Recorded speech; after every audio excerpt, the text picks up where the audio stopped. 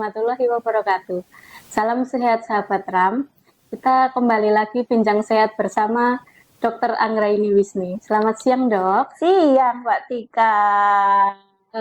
Hari ini mungkin pertama-tama kita perkenalkan dulu nggih. Kita bersama Dr. Wisni, monggo silahkan memperkenalkan diri. Ya, nama saya Dr. Wisni, nama lengkap saya Dr. Anggraini Wisni. Saya bekerja di Rumah Sakit Rizky Amalia Medika, di Poliklinik Estetika. Mau tahu apa lagi, Mbak Tika? Mungkin dulu lulusan dari mana, Dok?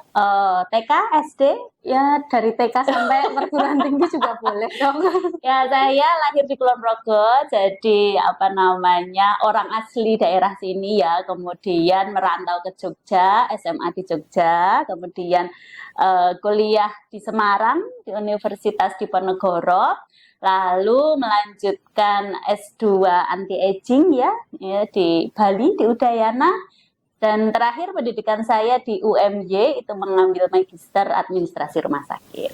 Baik, mungkin kalau dari sahabat-sahabat RAM mungkin ingin tahu permasalahan kayak kulit, di kulit mungkin kan kebanyakan dari teman-teman kan paling kayak jerawat. Ya, gitu. Sebenarnya apa sih, Dok, faktor penyebab utama untuk jerawatnya itu? Ini jerawat ini memang ini banget ya. Penyakit yang banyak sekali dikeluhkan oleh pasien-pasien kita, terutama pasien-pasien yang berusia muda. Nah, jerawat ini kalau dari penyebabnya ya, dia multifaktorial, ada macam-macam banget penyebabnya. Yang paling utama nomor satu ya pastinya adalah bawaan dari kulit, Mbak. Kadang-kadang kan beda-beda, ada kulit yang kulitnya itu kering, itu lebih jarang jerawatan. Tapi kalau kulitnya agak berminyak, itu memang potensi untuk berjerawat jadi makin tinggi. Apalagi dia punya faktor genetik atau keturunan. Orang tua yang dulu orang tuanya itu pada jerawatan, itu kemungkinan anak-anaknya itu juga jerawatan. Nah, itu yang paling banyak. Nah, selain itu faktor hormon juga berpengaruh.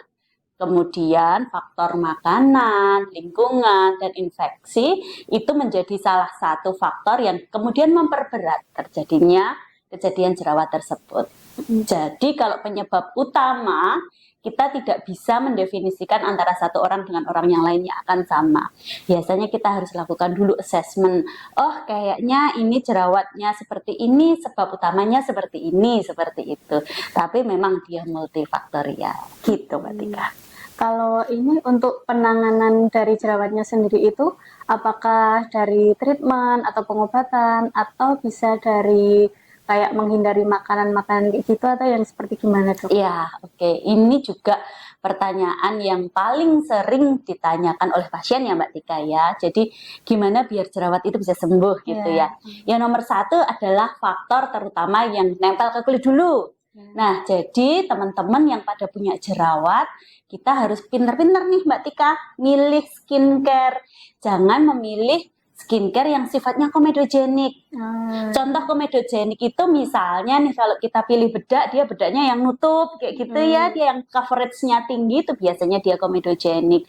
Atau jenis-jenis skincare yang banyak melembabkan, tetapi memang dia yang nggak sesuai dengan kondisi kulitnya. Nah, itu harus penting banget, itu yang nempel dulu di kulit gitu ya. Terus yang kedua adalah dari faktor yang tadi disebutin sama Mbak Tika, faktor makanan.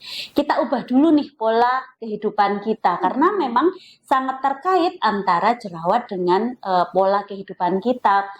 Jadi ada banyak studi ya mengenai faktor makanan dia berpengaruh terhadap jerawat. Banyak yang istilahnya pro, ada juga kontra. Namun penelitian meta-analisis dia menemukan ada korelasi yang positif antara satu makanan pedas, dua yang tinggi kalori, jadi yang banyak manisnya. Terutama kalau saya bilang ke pasien itu coklat, Mbak Tika. Coklat itu tinggi banget ya kalorinya ya. Dan kenapa saya bilang coklat? Karena remaja sukanya coklat kan. Itu makanan yang susah ya. Iya, susah dihindari, apalagi Valentine. Kalau Valentine nambah susah dia dihindari. Jadi habis Valentine kita panen jerawat. Ya, kemudian makanan-makanan yang dia cenderung memang siap saji. Itu ada korelasi positif antara timbulnya jerawat dengan hal tersebut. Oh ya, satu lagi pedas. Oh iya, pedas Iya, itu spicy food ya, agak spicy food. susah itu ya dok yang pedas tuh. Kayak susah banget gak sih? Iya, Menghindari pedas tuh kayak bener, bener, kalau nggak makan bener. pedas kayak ada yang kurang gitu. Iya, kayak sayur kurang garam. Heeh. Mbak Tika nggak ketemu siapa gitu Iya. ya. Makanan pedas teman-teman, sahabat sehat. Jadi makanan pedas itu sudah ada penelitiannya ya, spicy food korelasinya juga positif terhadap kejadian munculnya jerawat. Jadi sahabat-sahabat bincang sehat yang punya jerawat nggak sembuh-sembuh, yuk self assessment. Apakah aku masih makan pedas, masih makan coklat atau makanan tinggi karbohidrat lainnya, atau masih apa ya namanya istilahnya itu banyak susu nih, aku belum sebutin tadi ya, susu itu luar biasa banget berpengaruh terhadap jerawat, susu dan turunannya, susu, ice cream, kemudian apa ya namanya ya produk-produk turunannya ya, Pokoknya keju yang dan ada sebagainya. susu-susu sama coklatnya gitu nggak Iya, boleh ya dok ya? nggak boleh. Jadi kalau memang problem jerawatnya nggak sembuh-sembuh, coba dilihat barangkali ya makanannya dia berpengaruh. Nah, yang lain adalah stres. Stres itu adalah faktor juga yang paling banyak berpengaruh terhadap timbulnya jerawat. Makin tinggi tingkat stresor seseorang, riwayat jerawatnya itu makin parah Mbak Tika. Jadi kalau kita mau konsen buat ngilangin jerawat, apalagi yang udah lama ya pejuang jerawat, pejuang akne ini kan biasanya perjuangannya panjang ya Mbak Tika. Itu harus stressless banget. Jadi jangan gampang stres, dibikin enjoy kayak gitu. Itu Mbak Tika. Oke, kalau untuk kayak penyembuhan jerawat itu biasanya bisa membutuhkan waktu berapa lama dok? Oke. Jadi kita mungkin ngomongin ke tingkat keparahan jerawat dulu ya. Kita ngomongnya dari situ. Jerawat itu ada yang ringan, ada yang sedang, ada yang berat. Kalau jerawat ringan kayak 1-2, apalagi dia muncul di sekitar siklus haid, itu biasanya jerawatnya normal-normal aja, ditunggu dia sembuh. Hanya dengan istilahnya itu memperbaiki kulitnya kita di rumah dengan skincare biasa, dia sembuh. Namun untuk jerawat yang skalanya sudah mulai sedang, sudah mulai ada infeksi ya, terutama infeksi itu tandanya misalnya dia ada peradangan, kemerahan berarti nggih, kemudian timbul ada mungkin nanahnya. Nah, itu kalau yang sudah sedang itu lebih baik saya menyarankan dibawa ke dokter. Kenapa? Karena semakin kita nyoba-nyoba skincare, itu kulit kita tuh semakin rusak, sehingga malah bukannya cepat sembuh, dia malah semakin memperparah benar, gitu ya ya, semakin parah, kemudian malah semakin lama. Apalagi yang jerawat berat. Jerawat berat itu yang kayak tahu kan kayak ada absesnya, kayak ada nanahnya, besar-besar ya gitu. kayak bisul-bisul. Itu ada loh sahabat semua, itu ada. Jadi jerawat yang seperti itu ada. Dah, itu nggak usah mikir 2 kali 3 kali, cepet-cepet cari dokter yang cocok, yang kalian percayai, dan kemudian pengobatan jerawat secara apa ya namanya, secara medis itu akan mempercepat kesembuhan jerawat. Nah mungkin saya harus bilang juga ya, kenapa dia harus disembuhkan dengan cara yang benar ya jerawat itu? Karena jerawat itu yang bikin susah itu bekasnya Mbak Tika. Kalau dia bekasnya sekedar dalam tanda kutip kayak cuman apa ya kecoklatan gitu, dia lebih cepat sembuhnya. Tapi kalau dia yang senang pencet-pencet nih, terutama ya teman-teman sahabat semua yang suka pencet-pencet jerawat, itu nanti akan timbul scar.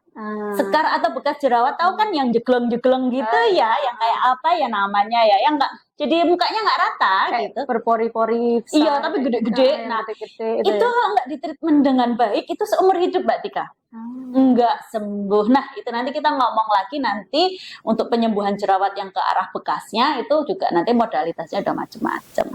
Jadi ini kan mungkin nanti teman-teman juga penasaran kan dok, untuk gimana sih cara ngilangin bekas sekarnya itu sendiri, apakah ada treatment khusus atau gimana? Oke. Scar acne ya. Scar acne itu memang problem yang paling sulit dari jerawat. Karena setelah sembuh dia akan meninggalkan bekas kalau dia tidak dirawat dengan baik. Kalau dirawat dengan baik, itu tidak akan menimbulkan bekas biasanya. Nah ini udah terlanjur nih dokter, aku dulu jerawatan parah, aku pencet-pencet pakai skincare ini itu jerawatnya sembuh dok, tapi timbul bopeng gitu kan. Nah itu kita ada banyak sekali modalitas ya teman-teman. Kita biasanya akan melakukan apa namanya kombinasi terapi. nggih. Yang pertama adalah PRP tentu ya. Iya. PRP itu prosedur yang untuk khusus memang dia untuk menyembuhkan skar. Itu kita ambil dulu darahnya pasien 5 sampai 10 cc, kadang-kadang pada kasus yang berat kita ambil 15 cc.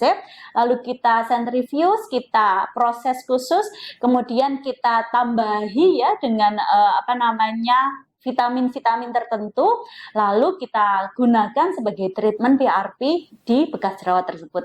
Itu biasanya akan membaik.